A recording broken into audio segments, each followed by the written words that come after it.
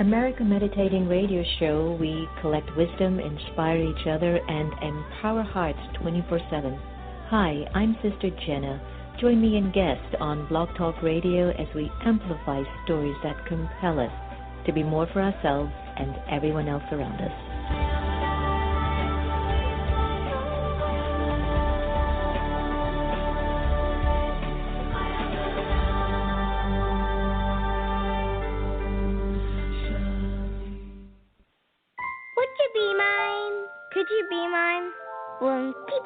Hi, neighbor.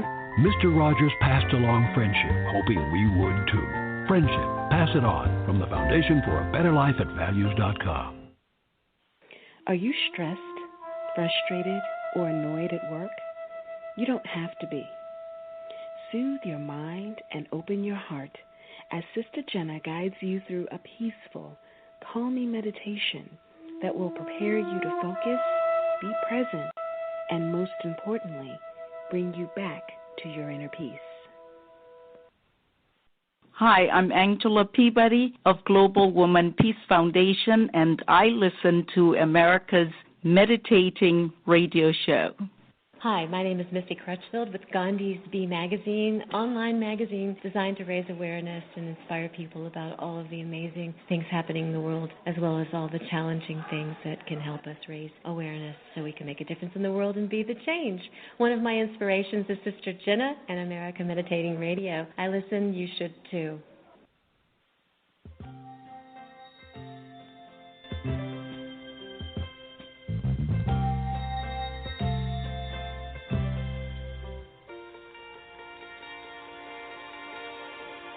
Reach out and touch somebody's hand.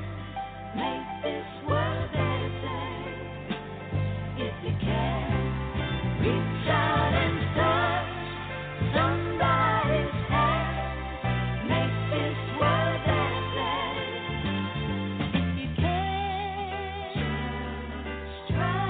Take a little time out of busy day to give encouragement to someone who's lost the way.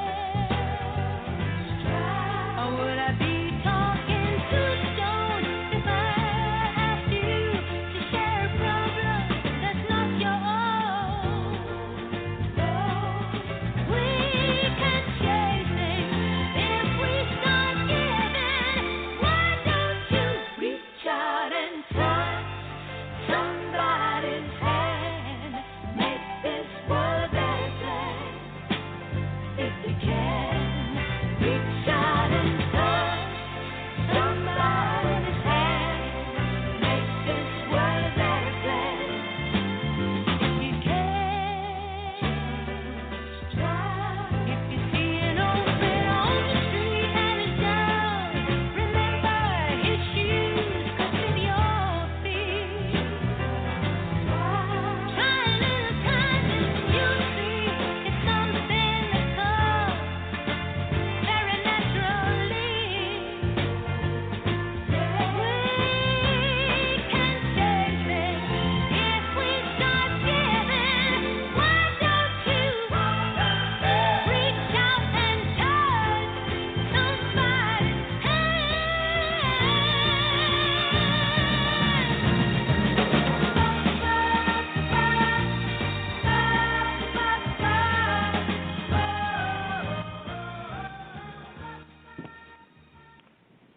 Hello, everyone, and welcome to America Meditating Radio. I'm your host, Sister Jenna, and we're broadcasting from the beautiful Meditation Museum in the nation's capital. It's been an interesting time, and the temperament here, I'm not quite sure I can find the words for it, but I know that we are definitely being called to find some sense of neutrality, regard, respect, worthiness, belief, faith, service at a bigger level than just for yourself. And so I'm asking all of my incredible listeners to be in service to our nation through the level of thought and keep having the highest and the best thoughts possible. If you've been following the show, you know that I've been quite a a little bit passionate of a voice in terms of where we are direct in the conversation and where I find that it is in some sense revealing. I don't think we should, sweep it under the rug. It is very much revealing that we are really being called to see if we've really taken care of issues that, spawned our country maybe 50 years ago or more, and that maybe the sore and the bruises and the lack of exposure is still pretty much current and apparent in our nation, and we're needing to find a lot more exposure and understanding of who we are as God's children and who we can be if we're not able to match the quality at this time. Stay tuned. We're going to have Antonio-Neves, who's an internationally recognized millennial workforce and college leadership speaker. He's going to be joining us in about 2 to 5 minutes. And before I get him on the air, I want us to do what we do best here on the American Meditating Radio. You know what that is, to go into that zone of silence and introspection and to maybe focus on what's really important. That is peace of mind, purity of heart, and a clear awareness. So take a deep breath from Just a Minute Meditation CD. Point of focus. Taking just a minute. Gently, I bring my energy away from the external. I bring all my attention up through my body to a point in the middle of my forehead, just above and behind the eyes,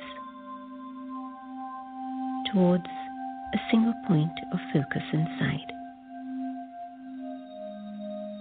I now look through my eyes as if they are windows. I am a still point of awareness, looking through the eyes to the world out there. I am the still point, silent and powerful.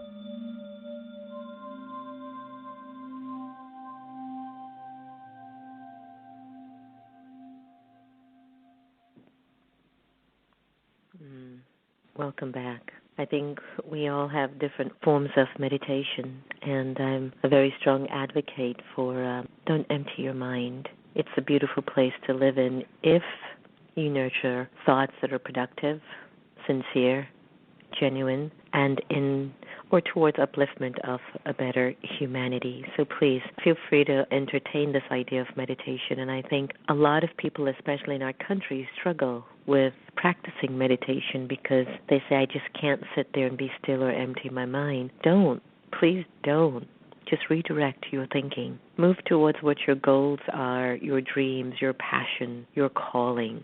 Entertain those thoughts, feed those thoughts so that you can strengthen and prepare yourself for what's waiting for you. And that is all that's really good if you put the energy in. Hey, we want to welcome Antonio-Neves. He is an internationally recognized millennial workforce and college leadership speaker. His message focuses on leadership, communication, and career success. An award-winning journalist, Antonio served as a business correspondent, host, and producer with top networks including NBC, PBS, Advertising Age, and even BT Networks.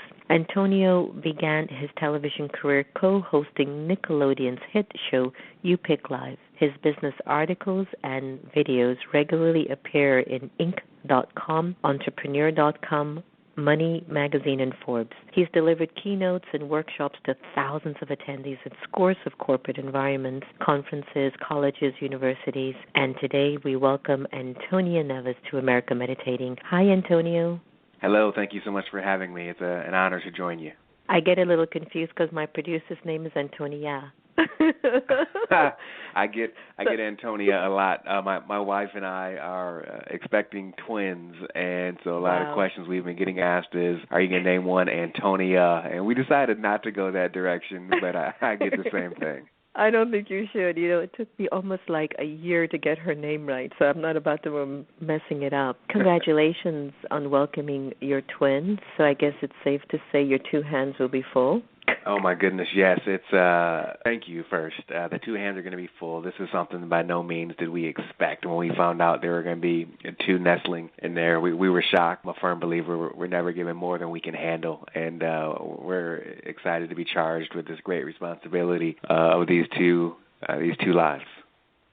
Beautiful. That means you've got a lot of love to give, and if you're challenged in giving it, then just hold tight. I'm sure it's going to emerge. I want to move into our conversation today. I know that you're doing a lot of work, and you had a challenging upbringing, but you're able to become a first-generation college graduate, and you found your way through education. I mean, you've graduated from an Ivy League university, and who or what was it that actually encouraged Antonia to keep driving towards accomplishing? Because I know a particular person that's very, very close to me, Antonia, and yes, it was tough for her when she was younger, but for the life of me, no matter how much fortune and how much she's been given, she just can't move past the fact that she didn't have enough, or wasn't given that chance, or wasn't given the love that she needed. And even though she's got it, she's not able to pull herself from inside to get herself together. What was it that made you know this wasn't where you were going to stay?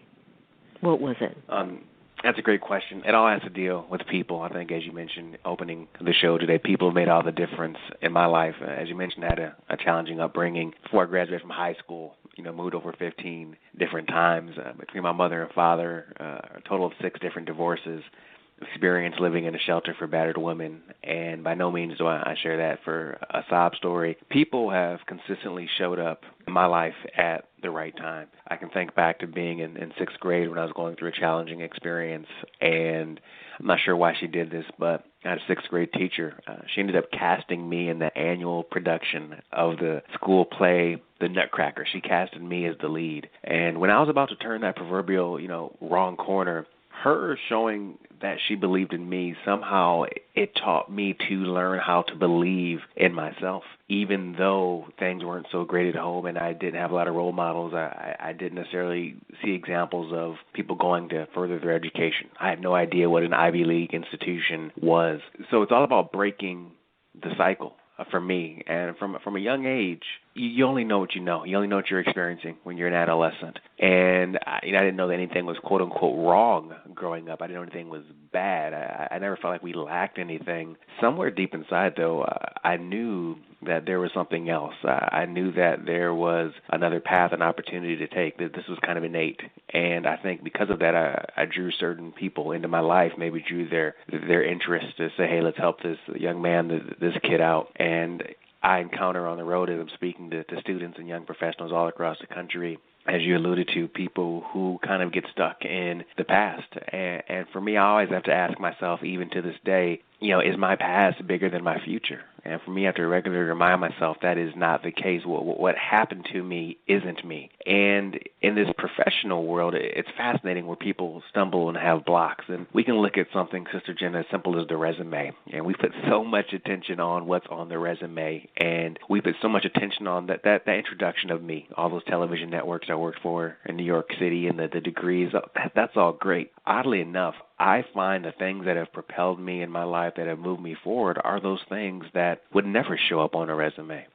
Those things that could never show up on a Google search. Those experiences that I mentioned, those challenging experiences, oddly enough, those are some of the things that have given me the fuel, that have lit the fire inside of me to move forward. They provided that grit, that resilience that a lot of people are talking about now, that their researchers are spending so much time on when they determine what makes someone overcome odds, and that grit, that resilience, that willingness to persevere. So I invite people who sometimes are ashamed of those things that are not on their resume, that are embarrassed by them, those things that make them awkward. Oddly enough, that could be the fuel to push you forward, and that definitely has been the case for me to this day in my life.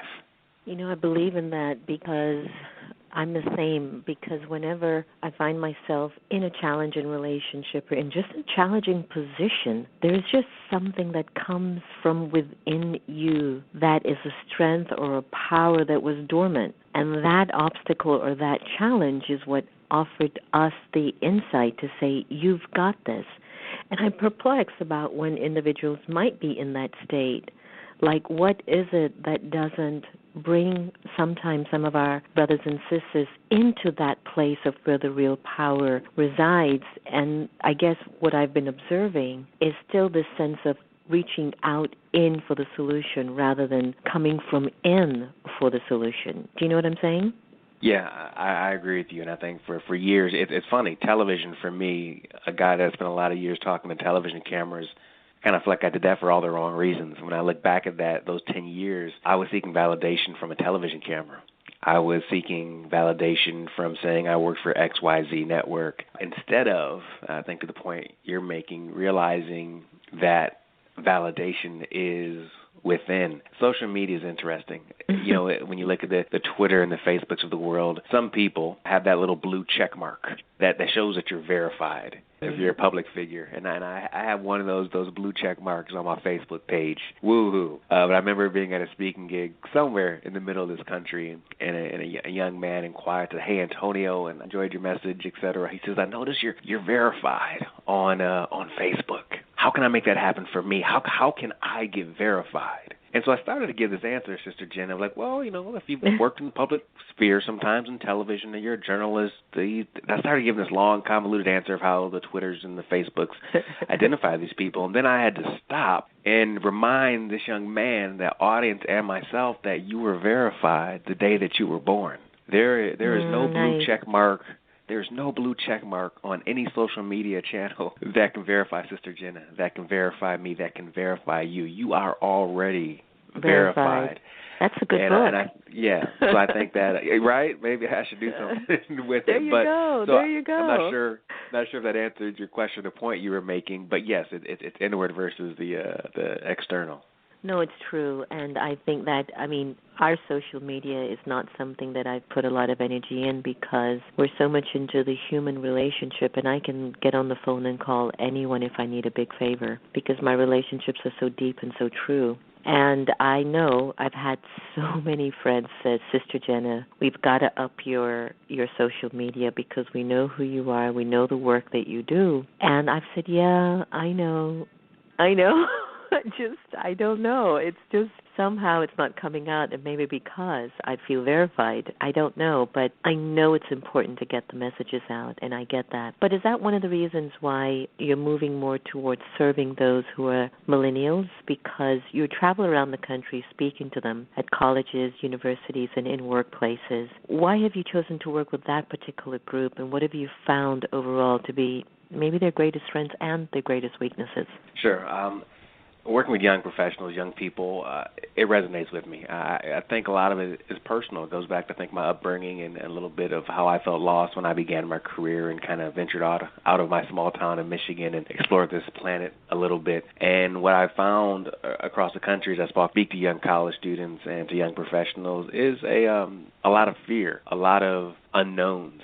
I think we're in a time and place on this planet right now where seemingly we can do anything we want, which sometimes ends up that we're not doing anything, that paralysis analysis. With the millennial generation, they call it the fear of missing out. For some reason, and I'm not sure why this calling has come to me, but I connect with that 19 to 30-year-old in a way that I guess I can do a corporate workshop for middle managers or executives, et cetera, you name it, but for some reason that young audience, we connect in a way. And I think some of the things that they struggle with is what I mentioned to you earlier, and that definitely is the validation piece of things. They struggle with I think the willingness to be patient for the results to come, and I can't speak for everyone. I'm speaking generically right now. I kind of want those results, that raise, that big time job with that big company to come right away. And so they struggle with, again, the external, what society is thinking, that competition with friends, because maybe they're seeing things on those social media channels I didn't see when I began my career. Thank goodness there was no Facebook, Twitter, LinkedIn, Snapchat, everything that everyone's using. I would have been overwhelmed. However, what I have found,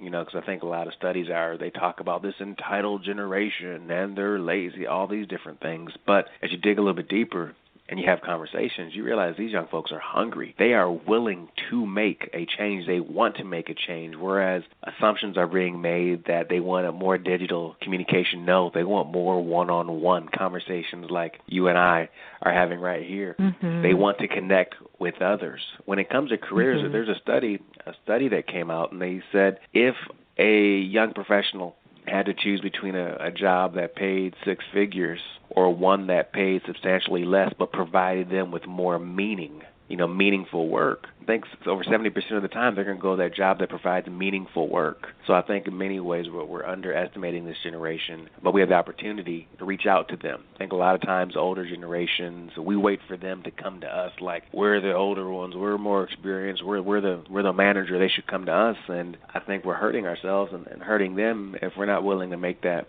first step forward towards them as well. Yeah, I like that. I know that you're talking a lot about, you're inspiring them to think more, to create more about luck. You're letting them know that life has a lot to do with luck. Something that Oprah said, she actually was saying, I don't believe in luck, but I do believe in preparation. And I thought that was very interesting because one is to be prepared, and then I look at luck like what we call in Indian culture just karma philosophy, that I don't know what the sum total of all my good deeds are sitting in my soul of so many lifetimes of my past, that one day all of a sudden I become the one that holds the winning lottery ticket to life. So what is luck to you, and what are some of the steps that you encourage others to take to create their own luck? Yeah, I think if the people hear the word luck and they think it's a lot of, woo-woo. And by the way, I like woo-woo, so I'm okay with woo-woo. First I think about Pablo Picasso and that quote, and I'm paraphrasing. He says, inspiration normally finds me when I'm working. And I'm a firm believer in that. So I look at luck very much the way you just described Oprah, and she said something to the extent of luck is when opportunity meets preparation. When I'm talking across the country or writing articles, I like giving folks what I call a smoothie. Like you get this tasty smoothie where you have no idea. We're blending in some kale and some spinach and these different things in there, these nuggets that are going to hopefully provide you with some nourishment. So I look at luck as a three-part process. Number one is really about accountability, taking firm accountability and responsibility for our experience. It's not, to your point, something we talked about earlier, pointing out of the world and being at the effect of, but it's really looking inward and taking full accountability for the results that we are or are not getting and what changes we can make to make certain things happen. So accountability is a huge portion of that, and taking responsibility and regularly asking ourselves the question, what can I learn from this experience, no matter how challenging is this, and really getting curious versus defensive, which I find changes a lot. The second area is, as I look at luck, it's about, I call it finding the edge, and that means it's that willingness to get regularly uncomfortable. I'll ask people, I'll go around a room and I'll ask them, when's the last time you did something that provided those butterflies in your stomach? You get ready to ask someone out for a date. When's the last time you decided to host an event on campus or within your organization, and it's time for it to begin? You have to grab that microphone and your throat gets constricted and it gets dry because all of a sudden you're about to do something new. When's the last time you had that increased heart rate in that sporting event? And if you're not regularly, I'm a firm believer, if you're not regularly getting some type of butterflies, that constricted throat when you have to put yourself out there and get a little bit uncomfortable, you probably aren't growing and you aren't moving forward. Not to sound corny and cliche, but we know how muscle grows.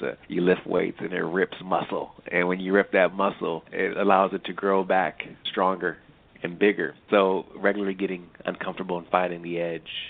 The last part for me is finding the edge is who we surround ourselves with. Are we spending time with allies, or are we spending time with thieves? And simple question for that is, think about the 5 people that you spend the most time with. And ask yourself this question, do they make you better? All right? And do you make them better? I had to chuckle when someone on your staff reached out to me, and I was so happy to see that you recently interviewed my friend Christine Hassler. And I was thinking about, allies and how these people that regularly encourage you, support you, empower you, and challenge you and push you to be, as authentic as possible. So, again, that healthy accountability, responsibility, that willingness to get uncomfortable so you can grow, you can move forward. And lastly, who are you spending your time with? And sometimes, if nothing else, if I'm spending time with exceptional individuals, that makes those first two things happen by itself. True. I agree with that. There's a saying, you are the company that you keep. It still holds true, even though that's been for generations. Remember, I don't know if it happened to you, but your mom or dad would pull your ear, don't you dare hang out with that boy or that girl. And I get that, because we are influencees and influencers. And if I do have a dream and a goal or a calling, and I'm with somebody who isn't matching that, it's just going to be a little bit longer to get there, or a little bit harder. And sometimes maybe I can let my long and my hard be in another area, not necessarily in my passion or in my calling. I think we need to make sure that we keep that area clean. And even though our challenges might be those opportunities to move us closer to our calling, I do feel that the people that you were with, or you spend time with, become a huge precursor as to how you end up in life. I think that's very, very important. So thanks for mentioning that. I want to talk a little bit about the book as we come to a close of our conversation, which I've loved tremendously. You've got a book, 50 Things Every College Student Should Know, and you say that the most important lessons you learn happen outside of the classroom. So what are some of those lessons? Yes, I think about my college career, and it was a great college career at Western Michigan University and on to Columbia University for grad school. And I think about the things that have propelled me in my life. It's not the name of the university that I went to. I think we spend so much time, like, are you going to the right school? And all the ratings, which are creating a lot of anxiety, unneeded anxiety, I think, in society, and kids from a very young age. It wasn't, my name or anything like that, but there are little things that made a big difference. One was just a framework. As I think about students spending a lot of time on focusing on problems as opposed to focusing on the opportunities that are there before them. Things about your personal brand that I work a lot with students on. I invite all students to regularly open up one of those incognito private browsers and Google their name and see what comes up, because guess what? Employers and people out there are going to do that. And see what comes up when you Google your name on that private browser. And if that, is it you? Does it represent you well? Do you have that strong web presence that make people want to learn more about you? In the book, there are, again, over 50 different things I get into. One area I get into also is the power of we versus me, and how I find that when we are part of an environment where the constant attention is on we, it's on us as opposed to I, to me, positive things can happen as it relates to collaboration. These little nuggets also include something that I think, probably something I'm guessing you've done over the course of your life, and maybe not even knowing it. A lot of people don't know they're doing this, but I believe the most powerful meeting that someone can have is not a job interview. It's something called an informational meeting. That's when you find someone doing exceptional work that you're interested in, say like yourself, and you reach out to them, and you schedule that 10 or 15-minute conversation, and your goal over the course of that meeting is just to learn more about their story, because I'm a firm believer as we learn more about other people's story, it helps us learn more about our story. So I get into things like those over the course of the book. Again, 50 nuggets that are written, I guess, from a blog perspective, short things that can be digested easily and you can open up at any time to be inspired. One of them I really like, which is really blows folks away, and you're going to laugh at this, but it's like write handwritten thank you cards. Yeah, I totally believe in that, though. But I like to say, don't be deletable. If you go to your mailbox next week and you see a handwritten card from me, it just means so much more that, first, I'm appreciative of being on this program. Second, that someone bought some stationery. They took the time to write something. They went to the post office. They put a stamp on it. It shows that you care. And I guess the last thing I'll share about the book is I end it with a story telling about how one time I found myself in Alaska reporting a story, and it was raining, Sister Jenna, and I noticed that no one was using an umbrella. It confused me, and I went up to some of the locals, and I'm like, why is no one here using an umbrella? Why am I the only person using an umbrella? And the guy looked at me. He was soaked in water, and he said, it's just water.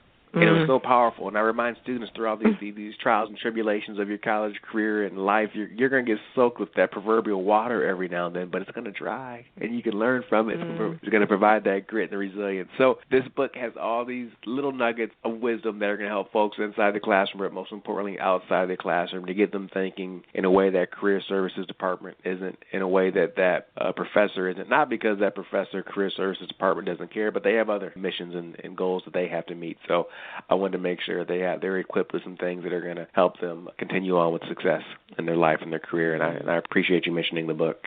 No, thank you so much for all that you've shared so far. I think it was quite meaningful and very, very powerful. I can see why the college students are really all about you. I think what you're sharing helps a lot. And even when you were talking, I went, I haven't Googled Sister Jenna. I wonder what they've got out there on me. I was looking. I Googled you, and you believe me, you are in what they say, you have good SEO. You're in good shape. When they reached out, first thing I did, and I was like, yeah, okay. I immediately trust her. I don't know, and so you're good to go. How interesting is that? I was like, okay, I didn't know that. Let me go check that out. Maybe I'm just old school, but yeah, I guess that is true. You know, because my producer does all the research, and there are times that on my Twitter account, which is where I was telling friends, I've got like 400 or 500 friends, and out of that, maybe 20 I don't really know personally, but everyone else I do. And so it's on there that sometimes I go, oh, Antonia, you've got to get this person. I think they're awesome. You know, that's it. And so I'm like thinking I need more exposure and knowing more about myself and about others. I just think it's important. Well, as you know, it's not about quantity; it's about quality. And again, from the guests you've had on your show and your reach in Huffington Post and beyond, the work that you do, I think you're doing just fine. Oh, yeah, and really, it's, again, like what you were sharing. It's the quality of the relationships that's needed. It's picking up a thank you card and writing and saying, I totally appreciate it, sharing time with you today, and thank you for coming and stuff like that. And I believe in that wholeheartedly. If you could share with us your final message for the country. I have never focused on a political campaign as much as I have with this one, and am doing as much as I can to help us to be very conscientious in the choice that we're going to make. If you were to share a vision for where we all need to go as a nation, as a people, what would that be, Antonio? The vision, at first, that's a big question. It's a great question, and it's one that makes me take a breath for a second. The vision that I have, I think, in this landscape where we are right now is where we're at so many odds. And on college campuses, I see folks on odds as well. You're on this side of the fence or the other side of the fence. And I'm okay with intellectual discourse. I'm okay if we don't disagree. But what I'm not okay with is when we still don't come together and talk about these things. We don't always have to disagree. So what I invite others to do and continually invite myself to do is be willing to find, that quote-unquote good friction. Even if we don't agree, be willing to find that good friction and be pushed a little bit. I think about it, if you've ever lived up north in cold weather and you're in a car and that tire's spinning in some snow, what can you put underneath that to move forward? And, you can put sand or you can put kitty litter or salt, and that friction is going to propel you forward. And I think about how diamonds were formed and how they were formed under millions and millions of years of pressure. They weren't being massaged. I think about if you're in the woods and you're stuck and cold and you need to start a fire, you get two sticks together or two stones and you can create friction with those to start a fire. So what I invite people to do is 100% to be civil, but always to be willing to simultaneously to listen, to get curious, instead of turning our back to one another, be willing to face each other. And again, even if we don't agree with that person saying, get curious about it, find that good friction and see how we can learn and find what we agree on, find what our similarities are versus focusing in on our differences. I just see us walking away from each other. And even in our differences, I believe we still can walk to each other. And that's the vision that came to me just now. Antonio, that was beautiful. I'm definitely going to amplify that. I think that's really important to share. I like that a lot. Hey, I've loved having you on the air so much. Please come back and please update me on your 2 buns of fun that's going to be coming soon. And leave our listeners with a website and really all the incredible very best for you and your wife and your family. Oh, thank you so much. I really appreciate it. It's an honor to join you here on this program. You have such a calming influence voice, online, offline, on the phone, you name it. So a pleasure to be here. For folks who want to learn more, you can find me at theantonio-neves.com, TheAntonio-neves.com. I'd love to hear from you. I respond to every email I receive. And, again, thank you so much for having me. I really appreciate it. All right. Take good care. Thanks, Antonio. Bye-bye. Bye-bye. How sweet it was to have Antonio on the air, and just the amount of beautiful jewels that he shared with us. I'm telling you, folks, we are in a huge opportunity. There is so much beauty in this world, and that's what I love about the AM radio show. There is just so much beauty that we keep reminding everyone who tunes in, don't give up, don't turn your back, look for the best in yourself and in others, keep persevering. We've got this. We've got this. And so we're going to go through various stages, right? Even when you're young, like Antonio was saying, it was like talking to the camera, needing validation from the camera. Then after he got verified on Facebook, he's like, well, so what? So it's something within you that you start to develop, you start to grow, you start to be your own verification, and you start to realize it's not about just what everyone else is trying to, show on you that you're made it or not. It's about you, the way that you're showing up in the world. I hope you've enjoyed the conversation today. I know I did. Please do, continue to share this with your friends, forward it, download the Pause for Peace app 24/7. You get to hear the radio show and just enjoy it. Sometimes I literally just fall asleep listening to these conversations because, like Antonio shared, you sometimes learn so much just from hearing somebody else's story. You learn a little bit more about who you are, when that starts to just make life a little bit easier. So your resume isn't always just what you put on a piece of paper, but it's what you go through to get to where you are. That's your resume. And I think that's what you bring to any corporation or anything that you participate in, as Antonio was sharing. Thank you for joining us on the American Meditating Radio Show. Remember, no one's going to take away your happiness unless you give them permission. We are here to love each other the same, so let's do that, okay? So we're going to end with Sanatam Kaur. Ade, say Ade. Take care, everyone. Love you very much. Om Shanti.